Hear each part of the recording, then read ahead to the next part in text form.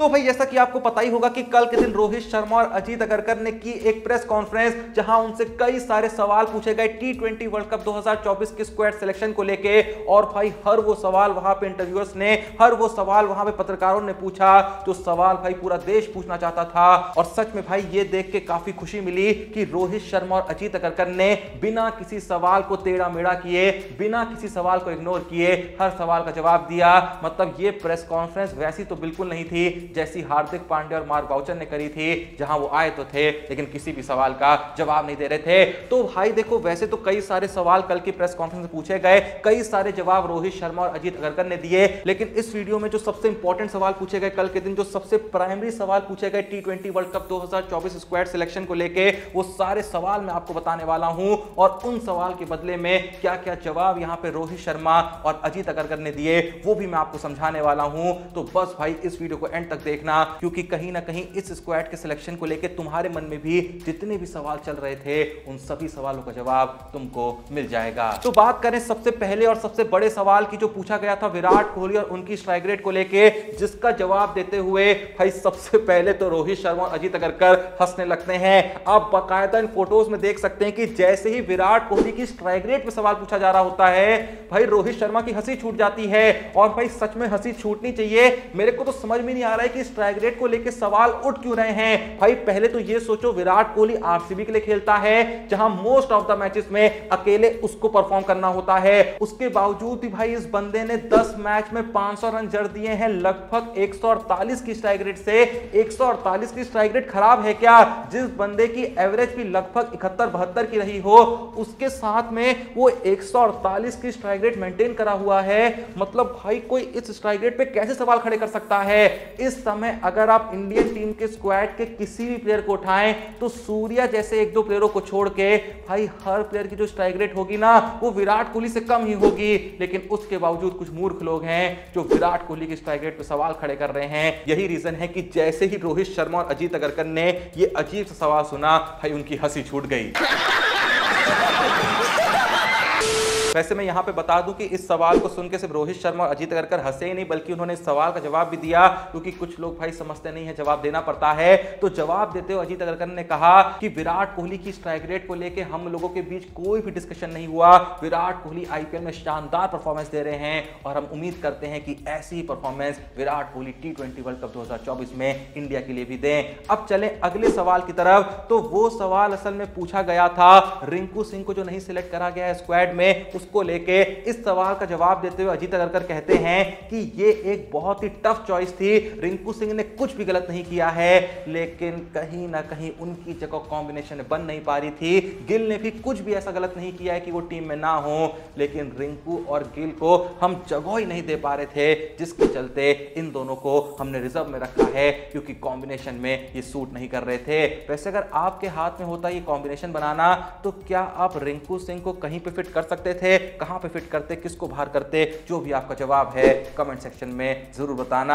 अब देखो भाई, दो सवाल तो मैंने बता दिए क्या क्या पूछे गए, लेकिन इसके बाद जो अगला सवाल पूछा गया, भाई कसम से उसका जवाब जो दिया ना रोहित शर्मा ने, किसी ने भी एक्सपेक्ट नहीं करा था। खैर एक्सपेक्ट तो तुमने भी नहीं कर रखा होगा कि राहुल दादा भाई इतनी एक्यूरेट प्रेडिक्शन दे देंगे। मैंने मजाक में कह क्या दिया था कि भाई एक बार ज्वाइन करके तो देखो, एक बार जाके तो देखो राहुल दादा के टेलीग्राम चैनल को, या फिर व्हाट्सएप पे डीएम करके तो देखो, एक मैच की प्रेडिक्शन मार के तो देखो। उसके बाद तुम खुद कहोगे कि एक अकेला बंदा, एक अकेले बंदे की टीम इतनी एक्यूरेट प्रेडिक्शन कैसे दे सकती है। तो भाई अगर तुमने मेरी बात मान ली होगी, तो जैसा मैंने कहा तुमको यकीन नहीं हो रहा होगा। भाई अब अचानक इतने पैसे आने लगे, कोई बंदा इतनी एक्यूरेट प्रेडिक्शन देने लगे कि मोस्ट ऑफ द मैचेस में प्रॉफिट ही प्रॉफिट होने लगे, तो जाहिर सी बात है भाई हैरानी तो होगी ना। खैर हैरान होना बंद करो। अगर तुम हो उनमें से जिन्होंने अभी तक नहीं ज्वाइन करा है, तो भाई तुम एक बार जाके ज्वाइन करो राहुल दादा के टेलीग्राम चैनल को, या फिर व्हाट्सएप पे डीएम करो। एक बार एक्यूरेट प्रेडिक्शन वहां से उठा के अपनी फैंटेसी टीम बनाओ, उसके बाद देखो क्या जादू होता है। तो टाइम मत वेस्ट करो, जल्दी जाओ। तो जैसा मैं कह रहा था कि इसी प्रेस कॉन्फ्रेंस में आगे जाके रोहित शर्मा से एक ऐसा सवाल पूछा जाता है जो कि भाई बहुत लोग पूरे इंडिया में पूछना चाहते थे। देखो कहीं ना कहीं इस बात को लेकर कंफ्यूजन है कि आखिर इंडिया के लिए टी20 वर्ल्ड कप 2024 में ओपनिंग कौन करने वाला है। क्या रोहित और यशस्वी जायसवाल करेंगे या फिर रोहित और विराट कोहली करेंगे? तो यही सेम सवाल जब रोहित शर्मा से पूछा जाता है, रोहित शर्मा कहते हैं कि सारे ऑप्शंस खुले हुए हैं, कुछ भी फिक्स नहीं है, मैं और जायसवाल भी ओपनिंग कर सकते हैं और जरूरत पड़े तो मैं और विराट कोहली भी ओपनिंग कर सकते हैं। भाई मैं तो कह रहा हूं रोहित और विराट ओपनिंग करें तो कसम से जो बैलेंस है ना वो बहुत ही बेहतरीन तरीके से क्रिएट हो जाएगा। हां, अगर बचे हुए आईपीएल मैचेस में यशस्वी जायसवाल बहुत शानदार परफॉर्मेंस दे दें, अपने उस बेहतरीन फॉर्म को वापस से अचीव कर लें, तो फिर वो रोहित के साथ ओपनिंग कर सकते हैं। लेकिन अगर उनका फॉर्म वापस नहीं आता है तो भाई बेस्ट कॉम्बिनेशन होगा कि रोहित के साथ कोहली को ओपनिंग कराओ। फर्स्ट डाउन पे फिर सूर्य कुमार यादव आ सकते हैं, फोर्थ पोजीशन पे शिवम दुबे आ सकते हैं, फिफ्थ नंबर पे ऋषभ पंत या संजू सैमसन में से जो भी खेलेगा वो आ सकता है। आफ्टर दैट आपके हार्दिक पांड्या, जडेजा वगैरह आ सकते हैं। तो ऐसे में कॉम्बिनेशन काफी अच्छा बन जाएगा। लेकिन अगर जायसवाल खेलते हैं तो भाई फर्स्ट डाउन पे कोहली आएंगे, फोर्थ पे सूर्य आएंगे, फिफ्थ पे शिवम दुबे आएंगे या नहीं आएंगे किसी को नहीं पता, क्योंकि भाई विकेट कीपर भी तो टीम में होना है। तो फिफ्थ पे तो भाई ऋषभ पंत होंगे और उसके नीचे आपके हार्दिक पांड्या और जडेजा तो खेलेंगे ही। ऐसे में शिवम दुबे की जगह नहीं बन पाएगी तो क्यों ना कोहली और रोहित से ही ओपनिंग कराई जाए। आप अगर यहां पे होते तो जायसवाल और रोहित से ओपनिंग कराते या फिर रोहित और कोहली से? जो भी आपका जवाब है कमेंट सेक्शन में जरूर बताना। अब चलें अगले सवाल की तरफ। तो रोहित शर्मा से इस प्रेस कॉन्फ्रेंस में पूछा जाता है कि आप लोगों ने अपने स्क्वाड में कुछ ज्यादा ही स्पिनर्स नहीं रख दिए हैं, चार स्पिनर्स आपने यहां पे शामिल करे हैं। चाहल को रखा है, जडेजा को रखा है, कुलदीप यादव को रखा है, अक्षर पटेल को रखा है और वहीं पे पेसर्स आपने मात्र 3 ही रखे हैं। आपने सिराज को रखा है, अर्शदीप सिंह को रखा है, बुमराह को रखा है। हाँ, चौथे ऑप्शन हार्दिक पांड्या जरूर हैं, लेकिन फिर भी स्पिनर्स आपने कुछ ज्यादा नहीं रख दिए। तो इस सवाल का जवाब देते हुए रोहित शर्मा कहते हैं कि मैंने बहुत पहले से सोच रखा था कि मुझको स्क्वाड में 4 स्पिनर्स चाहिए ही चाहिए, क्योंकि जो मैचेस होंगे टी20 वर्ल्ड कप 2024 के वो सुबह 10 बजे से होंगे। तो ऐसे में स्पिनर्स का यूज काफी रहेगा। रोहित शर्मा यहां पे ये भी कहते हैं कि अभी मैं आपको बहुत अच्छे से नहीं समझा सकता कि क्यों मैंने 4 स्पिन के ऑप्शंस अपने स्क्वाड में शामिल करे हैं, लेकिन एक बार जब टी20 वर्ल्ड कप यूएसए में खेलना शुरू होगा तब आपको अपने आप पता चल जाएगा कि क्यों आखिर मैंने 4 स्पिनर्स को अपने स्क्वाड में शामिल करा। इससे आगे बढ़े तो इस प्रेस कॉन्फ्रेंस में अजीत अगरकर से एक बहुत ही कमाल का सवाल करा जाता है, जहां उनसे पूछा जाता है कि जिस तरीके से आईपीएल 2024 में इतने बड़े बड़े स्कोर पड़ रहे हैं, 220 230 तो यूं आसानी से पड़ रहे हैं, आसानी से लोग 230 240 चेस कर जा रहे हैं, तो क्या आपको लगता है कि आपकी स्क्वाड की बैटिंग में ऐसा दमखम है कि अगर टी20 वर्ल्ड कप में भी 220 230 के स्कोर बहुत आसानी से पड़ रहे होंगे तो क्या आपका बैटिंग लाइनअप वो स्कोर टच कर पाएगा, चाहे पहले बैटिंग करते हुए हो चाहे चेस करते हुए हो? तो अजीत अगरकर कहते हैं कि बिल्कुल हमारे बैटिंग लाइनअप में ऐसा दमखम 100% है कि वो बड़े स्कोर सेट कर पाए और बड़े स्कोर चेस भी कर पाए। देखो इस मामले में मुझको थोड़ा सा यहां पे शक है, क्योंकि भाई हमारे फिनिशर्स अच्छे नहीं हैं। हार्दिक पांड्या और जडेजा जो 5वीं 6ठी 7वीं पोजीशन के आसपास आते हैं, उससे ऊपर भी अगर ऋषभ पंत आएंगे तो भाई ये जो 3 आखिरी के बैट्समैन होंगे ना, ये कोई बहुत अच्छे फिनिशर्स नहीं हैं। पहले तो हार्दिक पांड्या और जडेजा का फॉर्म अच्छा नहीं चल रहा है, ऋषभ पंत भी जो है भाई उनको बॉलें चाहिए होती हैं, आते ही चौके छक्के वो बहुत आसानी से नहीं लगा सकते। तो भाई जब आपके पास अच्छे स्पिनर्स नहीं होंगे आप कभी भी इतने बड़े टारगेट नहीं चेस कर सकते, ना ही इतने बड़े स्कोर बना सकते हैं। अगर आपको इतना बड़ा स्कोर बनाना है तो बहुत ही ज्यादा जरूरी हो जाएगा कि आपकी टीम में सूर्य कुमार यादव चले ही चले हों, या फिर शिवम दुबे कम से कम 200-250 की स्ट्राइक से खेले ही खेले हों, या फिर रोहित शर्मा आखिरी तक टिके हों। अगर इसमें से कुछ भी नहीं हुआ तो भाई जैसा मैंने कहा जो नीचे का बैटिंग लाइनअप है उसकी इतनी औकात लग नहीं रही है कि वो इतने बड़े स्कोर मार पाए या इतने बड़े टारगेट चेस कर पाए। आपका इस बारे में क्या सोचना है कमेंट सेक्शन में जरूर बताइएगा। अब बढ़े अपने अगले सवाल की तरफ। तो भाई ये सवाल पूछा गया था हार्दिक पांड्या को लेके। सबसे पहले अजीत अगरकर और रोहित शर्मा से पूछा जाता है कि क्या कुछ वाइस कैप्टनसी को लेकर डिस्कशन हुआ था, क्योंकि खबरें आ रही थी कि वाइस कैप्टन बदलने को देखा जा रहा है। तो अजीत अगरकर इस सवाल का जवाब देते हुए कहते हैं कि कोई भी डिस्कशन नहीं हुआ वाइस कैप्टनसी को लेके। हम बिल्कुल क्लियर थे कि हार्दिक पांड्या ही वाइस कैप्टन होंगे और हार्दिक पांड्या को ड्रॉप करना है या टीम में रखना है, इस बारे में भी कोई हमारे मन में कंफ्यूजन नहीं था, क्योंकि हार्दिक पांड्या जो कर सकते हैं वो कोई नहीं कर सकता। हार्दिक पांड्या जितने ऑप्शंस अपने कैप्टन को दे सकते हैं, उतने ऑप्शंस कोई नहीं दे सकता। और भाई देखो, चाहे आप हार्दिक पांड्या को कितना भी हेट करते हो, ये जो बात कही है ना अजीत अगरकर ने, एकदम सत्य कही है। कोई डाउट नहीं है इस बात में कि भाई हार्दिक पांड्या सच में काम तो काफी करते हैं। हाँ, अभी फॉर्म अच्छा नहीं चल रहा है, लेकिन भाई 138 140 की स्पीड से बॉल फेंक सकते हैं शुरुआती ओवर में, मिडिल ओवर में, और थोड़ा बहुत अगर मोल्ड किया जाए तो डेथ ओवर में भी कर सकते हैं। एंड सेम टाइम पे बैटिंग में उनको भाई टिकना भी आता है और हिटिंग करना भी आता है। फॉर्म सही नहीं चल रहा है, लेकिन सच में काम वो काफी कर लेते हैं। ऐसे हार्दिक पांड्या जैसे ऑलराउंडर अगर आप बाकी टीमों में भी देखेंगे ना, तो आपको दूर दूर तक देखने को नहीं मिलेंगे।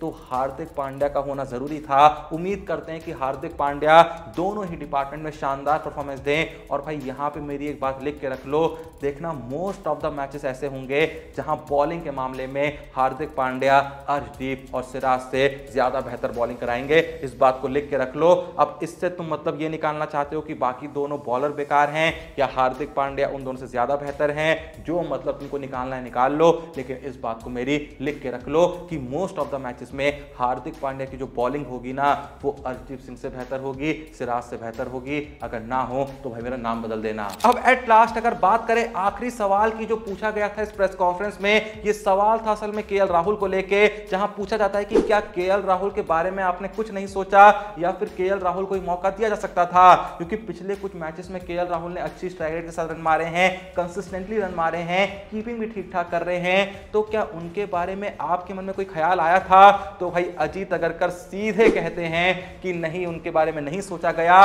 क्योंकि केएल राहुल आईपीएल में ओपनिंग कर रहे हैं और ओपनिंग स्लॉट्स को लेके हमारे मन में कोई कंफ्यूजन नहीं था।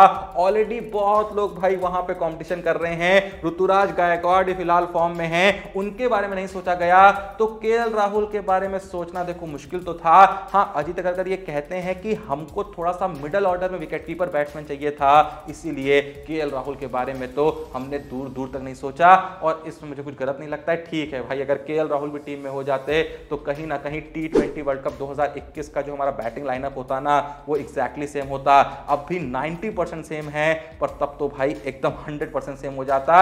अब केएल राहुल देखो ओडीआई के और टेस्ट के वैसे परमानेंट प्लेयर हो गए हैं, वहीं उनको फोकस करना चाहिए। बेकार में T20 के चक्कर में वहां भी बेकार हो जाएंगे तो अच्छा नहीं लगेगा। तो फिलहाल भाई ये थी कल की प्रेस कॉन्फ्रेंस की कुछ मोटा मोटी समरी, जहां मैंने आपको बता दिया कि क्या क्या सवाल रोहित शर्मा और अजीत अगरकर से पूछे गए और बदले में रोहित शर्मा और अजीत अगरकर ने क्या जवाब दिए। अब अगर आपको यहां पे लगता है कि कोई सवाल था जो पूछा जाना चाहिए था जो कि नहीं पूछा गया, तो वो सवाल कमेंट सेक्शन में जरूर मेंशन करिएगा। एक सवाल जो मेरे मन में आ रहा है जो पूछा जाना चाहिए था कि भाई पेस अटैक आपका बहुत ही मीडियोकर है, क्या संदीप शर्मा के बारे में नहीं सोचा जा सकता था? क्या नटराजन के बारे में नहीं सोचा जा सकता था? बिल्कुल आपने ठान लिया था कि चाहे कुछ भी हो जाए सिराज को लेके जाना है, अर्शदीप को लेके जाना है, बजाय इसके कि ये लोग कितनी भी घटिया आईपीएल परफॉर्मेंस दें, इस बारे में कुछ भी ना पूछा जाना, ये थोड़ा सा मुझे अजीब लगा। मतलब किसी ने भी सवाल नहीं पूछा।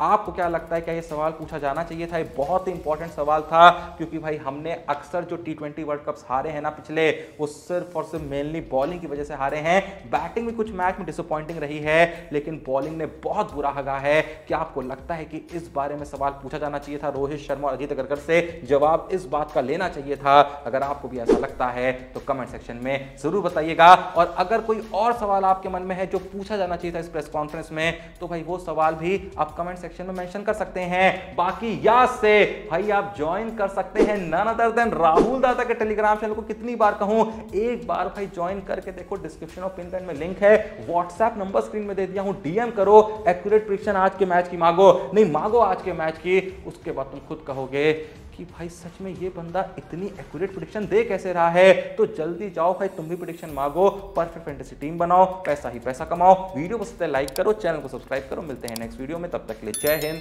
धन्यवाद।